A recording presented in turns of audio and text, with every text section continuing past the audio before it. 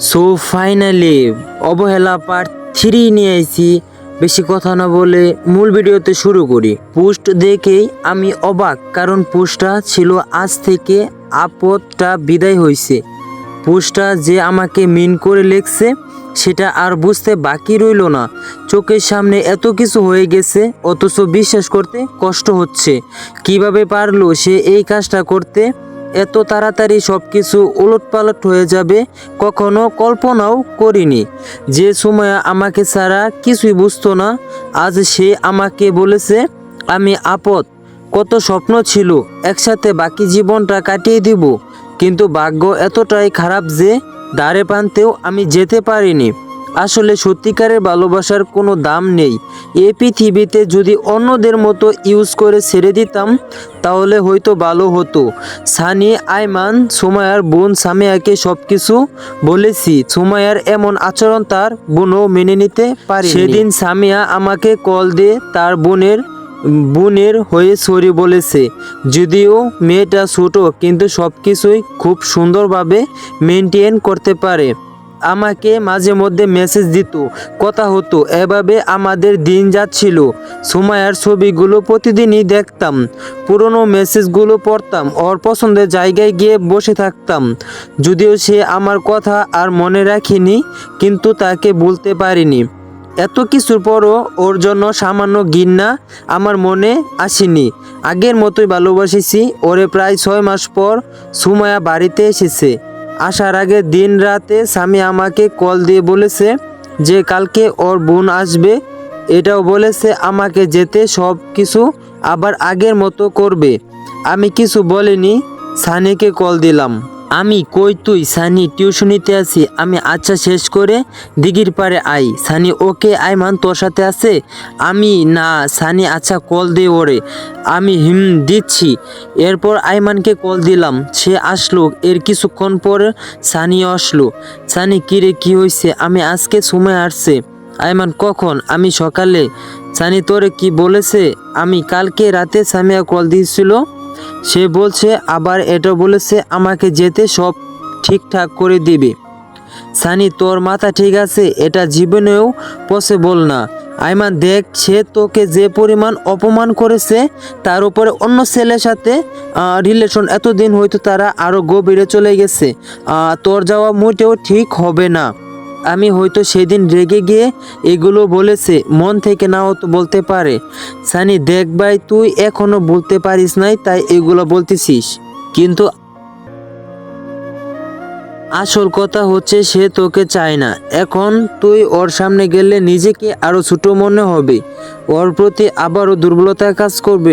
নিজের মতো থাক, এই কাজ আর করিস না। এভাবে আরো কিছুদিন ওর আমাকে বিভিন্ন যুক্তি দিল, কিন্তু আমার মন কিছুতেই মানছে না। পরে চিন্তা করলাম দূর থেকে একবার দেখে নেই, সামনে যাব না।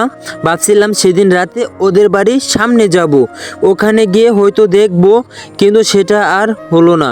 বিকালবেলা আমি আম্মুর জন্য মেডিসিন নিয়ে বাড়িতে যাচ্ছি, এমন সময় দেখলাম সুমাইয়া আর ওর বোন কয়েকটা কাজিন মিলে রাস্তায় হাঁটছে আর ছবি তুলছে। দুজনে মুখোমুখি হয়ে গেলাম। প্রথমে ভাবছি ও হয়তো কিছু বলবে, কিন্তু না, কিছু বলেনি। বোনের হাত ধরে চলে গেল। আমি ওর চলে যাওয়ার দিকে তাকিয়ে রইলাম। মানুষ কিভাবে এতটা পাষাণ হতে পারে? তাও ভালোবাসার মানুষের সাথে। সামিয়া কয়েকবার আমার দিকে তাকাইছিল, হয়তো সেও ভাবেনি সুমাইয়া এমন কিছু করবে। আগে থেকে অনেকটা পরিবর্তন হয়ে গেছে, আরো সুন্দর, স্মার্ট হয়ে গেছে। সে সত্যি বলেছে আমার কোনো যোগ্যতা নাই ওর সাথে রিলেশন করার। তারপর থেকে 2-3 দিন আর বাড়ি থেকে বের হয়নি, কারণ হয়তো তার সাথে আবার দেখা হয়ে যেতে পারে। ওর সাথে আবার দেখা হলে আমার মৃত্যু ছাড়া আর কোনো অপশন থাকবে না। ফেক আইডি দিয়ে ওর প্রোফাইলে গেলাম, দেখলাম প্রায় প্রতিদিনই সব ছবি আপলোড সহ সব রকমের পোস্ট সে আপলোড করছে।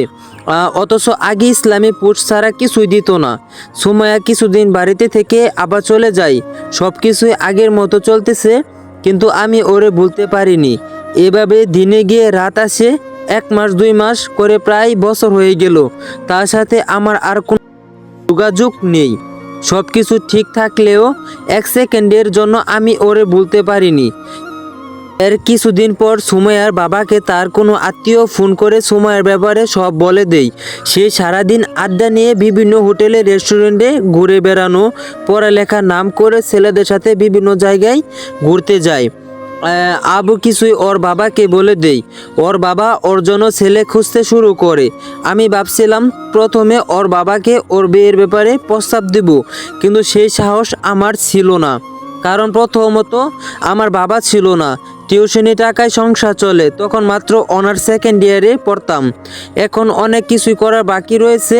তাছাড়া ওদের ফ্যামিলি ছিল আমাদের থেকে অনেক ধনী। তার বাবা জীবনও রাজি হবে না, আর হলেও সে আমাকে চাইবে না। এর কিছুদিন পরে সুমাইয়ার বিয়ে ঠিক করে ফেললো ওর বাবা। আমার পুরো শরীর কাঁপতেছে। চোখের সামনে প্রিয় মানুষটার বিয়ে দেখবো, তাও অন্য কারোর সাথে। ব্যাপারটা কিছুতেই মেনে নিতে পারছিলাম না। তাই সিদ্ধান্ত নিলাম ওর বিয়ে হয়ে যাওয়া পর্যন্ত বাড়ির বাইরে চলে যাব। তাকে এক প্রকার জোর করা হচ্ছে বিয়ের জন্য। সে কিছুতেই রাজি না। ওর বাবা এতটাই রেগে গিয়েছে যে ওর পড়ালেখা অফ করে দিয়েছে। গায়ে হলুদের দিন আমি আমার আন্টিদের বাড়িতে চলে গেলাম। যদি সে রাজি থাকতো হয়তো তারে নিয়ে চলে যাইতাম, কিন্তু সে তো আমার কথাই শুনতে পারে না। আমি আমার আন্টিদের বাড়িতে চলে গেলাম। এদিকে বিয়ের অনুষ্ঠান চলতেছে। আমি অনেকগুলো ঘুমের ওষুধ খেয়ে ঘুমিয়ে গেলাম। সকালে উঠে দেখি সানি আইমান অনেক কল দিয়েছে। আমি কল ব্যাক দিলাম। আমি কিরে এত কল দিলি, কিছু হয়েছে? সানি, সুমাইয়া কি তোর সাথে? আমি আজব, আমার সাথে হবে কেন? ওর না বিয়ে। সানি, ও বাড়ি থেকে পালিয়েছে, সবাই ভাবছে তুই নিয়ে গেছিস। আমি পালিয়েছে মানে? সানি, গতকাল রাতে পালিয়ে গেছে। তুই তাড়াতাড়ি বাড়িতে আয়, নইলে ওর বাবা তোর ফ্যামিলিকে আক্রমণ করে বসে থাকবে। আমার পৃথিবীটা ঘুরতেছে। তাড়াতাড়ি করে আবার বাড়ির দিকে রওনা দিলাম। যাওয়ার পর দেখি